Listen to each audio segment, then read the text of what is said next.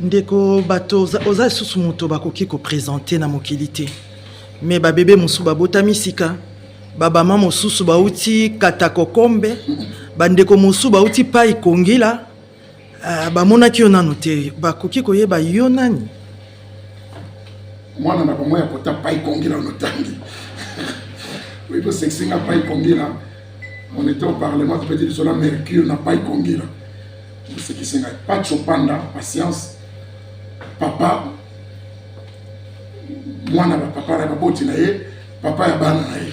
Leki ya bayana naye, ya ba leki naye. Mais batu ba mona kayo, batu ba yoka kayo. Ba mituni mama mimi azweli biso ye lisusu. Alingia lo banini lelo. Malobombo kayo. Maman Mimi, merci. Tous en Bruxelles. Tous en Bruxelles, place où tu as qu'à souki belé. Tu as qu'à favorite ya ou tu es en espagnol. Les gens qui ont apprécié la moya souki ici là. Favori le moi. En fait, na separanga bana nanga balia wa. Tu y es pas na biso bandeko, les côtés alia pourtant bandeko. Parce que dans président national, il y a parti politique Agapé, Alliance pour la gauche du peuple. La loi na biso permettre que bandeko na biso baza libanda yamboka peut pas participer. Pourquoi pas na ebe ko intéresser bandeko parti wana. Tout ça déjà tout ça qui en Allemagne, tu es intéressé bandeko en Allemagne, tu es coquin de Suisse, tu es en Belgique, tu es en France, déjà tous allés pekuna. Tous on est sur bandeko to la qui sa parti agapé. Où ils allaient alliance pour la gauche du peuple.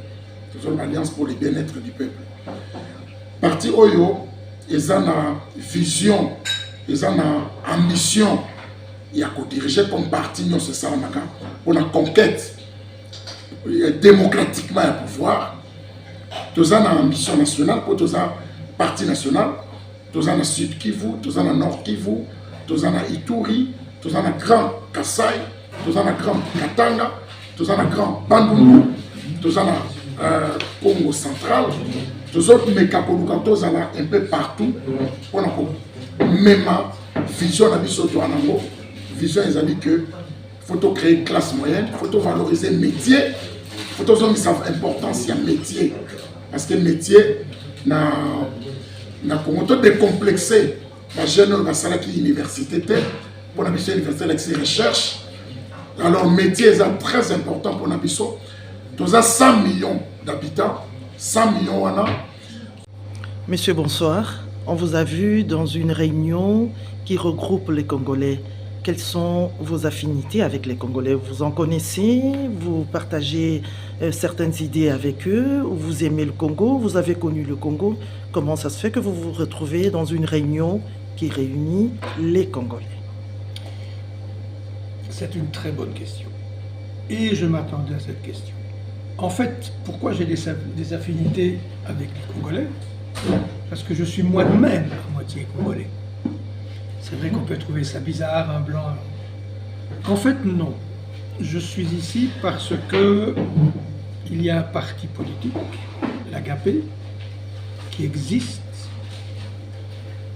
qui veut se créer au niveau national, qui veut arriver au niveau national, et qui a envie de participer un jour à des lois, à des structures, et pourquoi pas à la présidence. Mais nous n'en sommes pas encore là. Donc mes affinités, j'ai vécu au Congo, je connais très bien ce pays, et étant moi-même un homme du social, étant moi-même quelqu'un qui aime cette valeur, le toucher, le sentiment, nous devons travailler ensemble. C'est pourquoi que mes frères et moi, nous allons essayer de construire quelque chose ensemble. Peut-être demain, je deviendrai porte-parole de l'Agapé. Et si on me donne la possibilité de m'exprimer librement, sincèrement, avec mes convictions, avec ce que je connais du peuple congolais, je pense que l'Agapé pourrait un jour arriver au pouvoir. Est-ce que, après avoir écouté le président de ce parti politique, vous avez été convaincu, parce que vous parlez déjà d'un futur, d'un éventuel poste d'un porte-parole, Vous avez été convaincu par ces... Je suis convaincu par ces idées. Je suis convaincu par ces idées. Et je suis convaincu que cette personne a de l'ambition.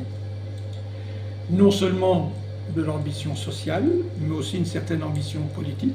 Et je pense qu'il faut avoir de l'ambition politique pour pouvoir démembrer une structure sociale, créer quelque chose d'intéressant, redonner vie à une certaine population, recréer de l'éducation, recréer une classe moyenne, redonner à ce Congo la classe moyenne.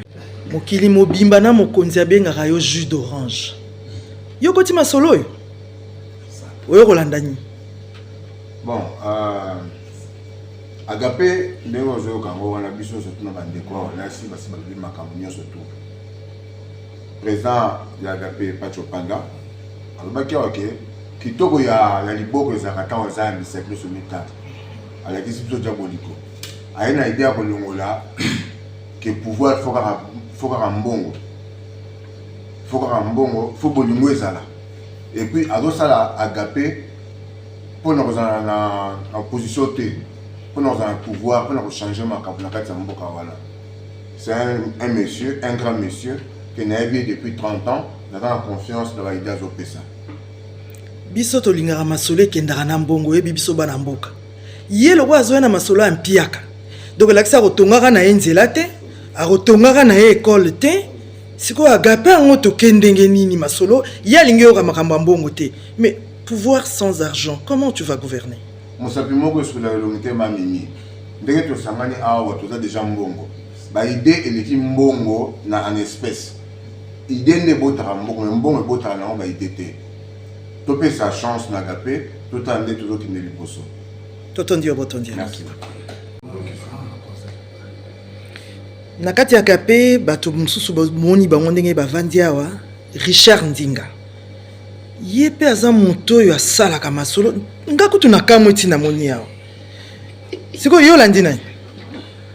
Nalandi Agapé.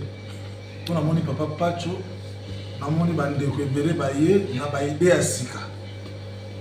Balobi libota elandaka makambo malamu esika ezokende.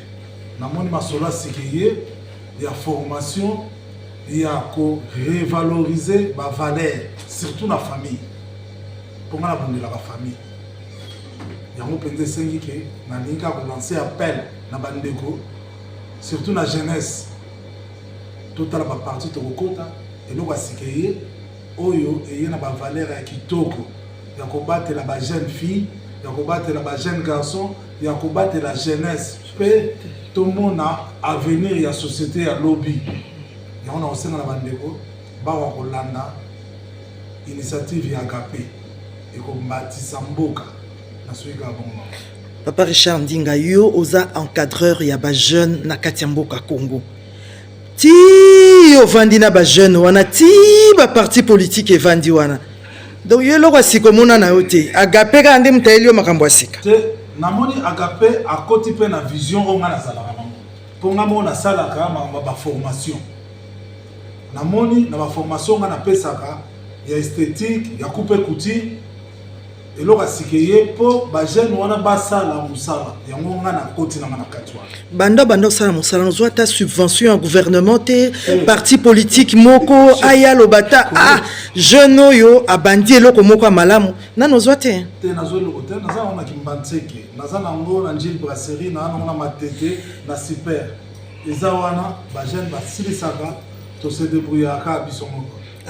Yango wana ndio landi siko Agapé po apeso mbongo. Te na landi Agapé po na mbongo, te Agapé na mbongo te. Agapé eye na vision ya sika. Pote ba jeune ba bima.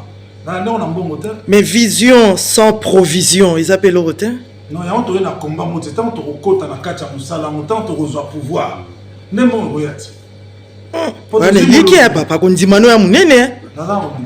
Ba vouloir ce pouvoir. Totondi obotondi ya mingi.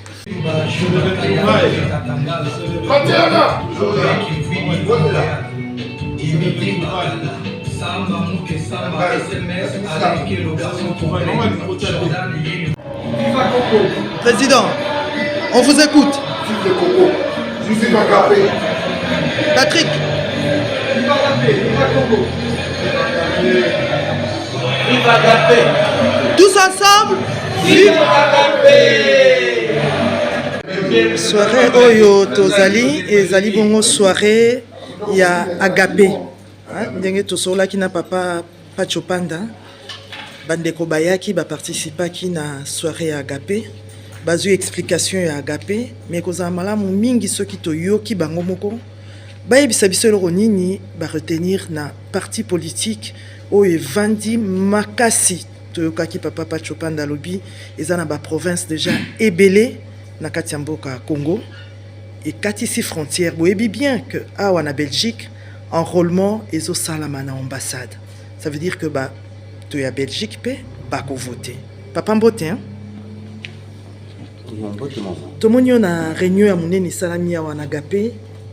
Oyoki nini pona yo soki obimi awa okoyoko lobo retenir nini? On a retenir makambo ebele, bon on a équipé na ici donc oya pe oya kina lopoto yoka likambo nini oyo ye papa Pacho azalaki na kwa yebisa biso oyoki makambo ebele moyena loba ngo boye mbala moko ezate parce que ils avaient télévision mais de retenir quand même quelque chose oyo ezali ke totala na embarrassement sur le on to kosala poto porter pe quelque chose na makanisi na pour comment ndenge comment ngai na telemelaka yango abi passeport eza document normal because la luxe te na telemela yango na interpellaka ministre affaires étrangères na expliquer par raison to yokani et les cas bien ça la mine wana na ngi yango na ko expliquer par rapport ya kuluna eza na kati ya moko ya ba chevaux de bataille na ba cheval de bataille na on a lobby lutte contre les antivaleurs antivaleurs baza banani na remarqué na mboka na biso les antivaleurs sont applaudis mais il va zolo kuma na mboka enseignement profession noble comme ya koseka police militaire comme ya koseka médecine médecin juge biloko eza na valeur ya lokumu comme ya koseka mpona nini moyibi ezwa place komona moyibi bazokumisa ye moyibi aza à l'aise moto akovanda na azolia na kati ya voiture na ye abwaki makasa na balabala mais il est le prénom fait ça c'est salité bango na benga bango ba anti-valeur oza na société ozoyiba soni pete opusaka bisa société yo moko yiba ka batterie yango yo moko yibi rétroviseur yango après lobi oloki ça dit fallait qu'on combattre l'anti-valeur à travers la loi tu sais comment la restauration de la famille na malobe to lisolo faudrait que famille zongela ndenge nango ezalaki pona phénomène kulume euti wapi euti na désobéissance en bana envers ma parents bible lobi celui qui déshonore ses parents est maudit malédiction botiba faire couler les esprits comment yo ko machette que les quatre moto pour côté le connaît les esprits moko ya mabe o ekoti donc fallait ko telemela yango donc na telemela ka yango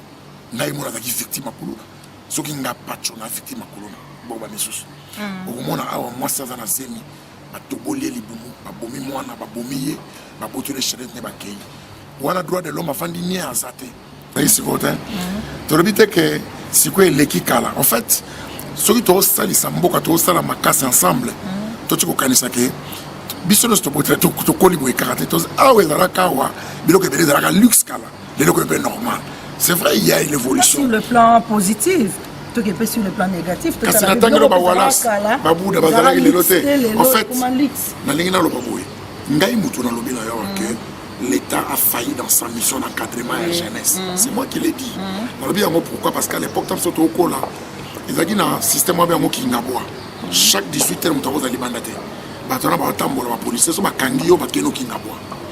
Quand on a dit 3 jours, nous avons un centre de rééducation. Nous avons dit la menuiserie, nous avons un café. Nous avons un centre d'éducation. Nous avons des associés. Nous avons un lobby en tant que moko. Et lui a peuplé. Nazwaki likanisi ya kozwa ba kuluna nazwaka bango ndenge ni j'ai recensé j'ai pris l'échantillon des kuluna des vrais na subango na yena bango na INPP avant na bango na INPP lelo soko kolanda na uteko na ki reçu par Ndeko Basile le vice-ministre ya intérieur tout le même likam tant on a vu ba kuluna na bengi ba pasteur na bengi ba ya ministère intérieur ba eko tsura na peuple pourquoi respecter les biens d'autrui comment respecter les biens communs. Tant que c'est ici, séminaire wana na team bango na INPP. Na INPP qui ça la formation. INPP ne forme pas des demandeurs d'emploi.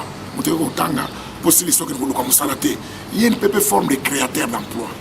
on a formé Kibango, on a la présidence de la République, à l'époque, président Bouchard, président de l'Assemblée nationale, celui qui était le parrain, à l'époque, ministre Mbouyou, actuel gouverneur de Katanga, Yemutu Azaraki, Longo, Yaki ministre intérieur.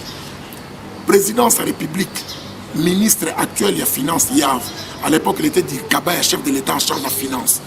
Babimisa moyen, Nasomba Bakiti à réinsertion. C'est-à-dire quoi?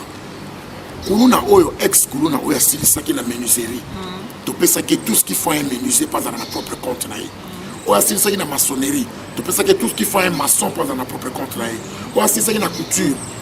Ainsi de suite. Mission, on a tiré les bino yango. Ngai naza na conception nango. Mais moi, je n'ai pas na bino. Botika parce que biso Oyo, to seulement langage, on a ba jeune wana. Ba jeune wana. Prison, ils ont une idée bien. Mais prison, ils ont perte pour l'État. Parce qu'un prisonnier coûte cher à l'État. Il faut laisser prisonnier. Il faut l'attisailler. Il faut l'alissailler. Il faut veiller que courir quand on a été. Il faut veiller que Azana s'entend bien. Mais nous, on a déjà moutoua bandit. Il faut que vous voyez que tu as des travaux forcés. Il y a des gens qui bongo. Mais il y a des gens qui il faut que vous ayez des prisonniers. Vous curé des caniveaux.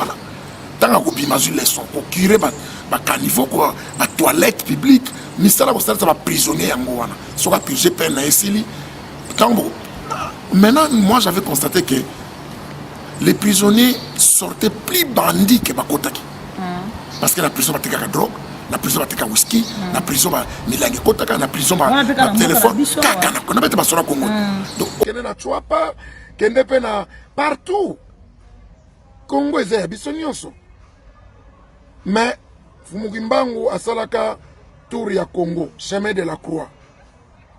Nyon so boko sala na butu et ko bimana mpoasa na moi. Le Congo restera un et indivisible. Mouto aza congolais, akobundela mabele pour quelle raison? Yo za congolais bitumo mabele utawa. Oza congolais automatiquement faut zala mabele na yo puisque oza congolais. Langue na yo faut zala. Parmi les langues, c'est à Congo. Vous avez la diversité, 450 ethnies.